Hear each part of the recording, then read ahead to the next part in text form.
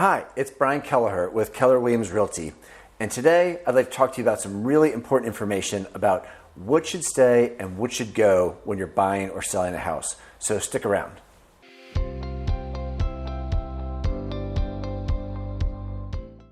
Okay, so for starters, I want to thank Greg for bringing this topic up. This is really important and comes up in almost every real estate transaction we do, which is what things are supposed to stay and what things are supposed to go when you're buying or selling a house.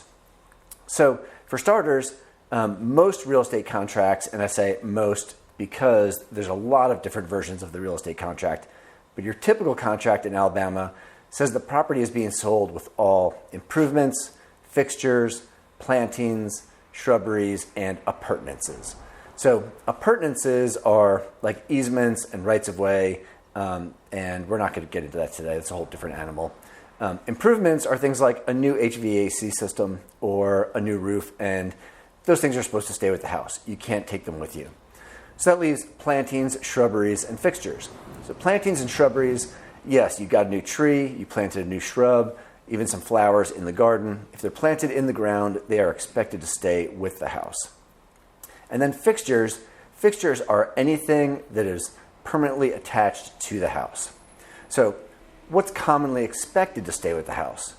So there's a list of things that we generally expect are going to stay with the house, and those are kitchen appliances, refrigerator, stove, dishwasher, built-in microwave, not necessarily the one on the countertop, window treatments, window treatment hardware, which if removed would leave holes in the wall. Those are all the commonly expected things to stay.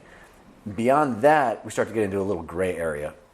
In today's day and age, we'll see a lot of high-end thermostats, security systems, other home automation, TV wall mounts, things like that. These are things that as a buyer is walking through a house, they're going to see and generally expect to stay with the house. And at the same time, a seller has typically purchased these things after buying the house and may expect them to go with them.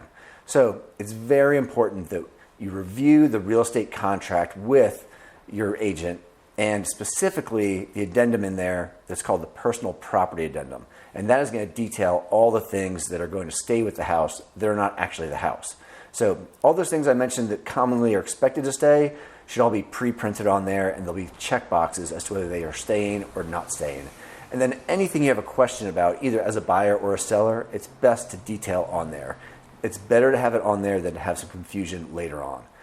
And as a seller, the best thing you can do, if there's something that may be commonly expected to stay, like a chandelier, but it has like sentimental meaning for you, then either take it down before the house goes on the market or notate it up front so that people don't expect it to stay with the house.